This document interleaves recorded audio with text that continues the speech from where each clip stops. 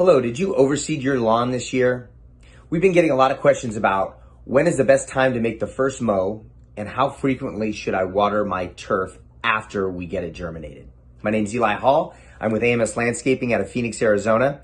And if you scalped and planted your yard in October, let's say the 1st of October, you really should be watering multiple times a day for at least 2 weeks. And that gets you through the germination period. Now, after 2 weeks, you can decrease the water to just once a day. Now, if you're gonna add seed in 2 weeks, we recommend continuing that multiple watering cycle for another week. We actually recommend mowing after the 3rd or 4th week. We actually at AMS try to mow on week 4.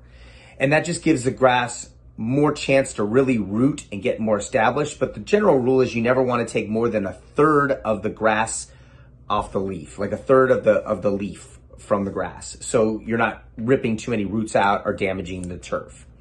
Now, after the 4-week cycle, you can start watering every, 3 times a week from, 8, 10, 15 minutes, depending on your yard. But it's not gonna require nearly as much water, especially now that we get into the cooler months.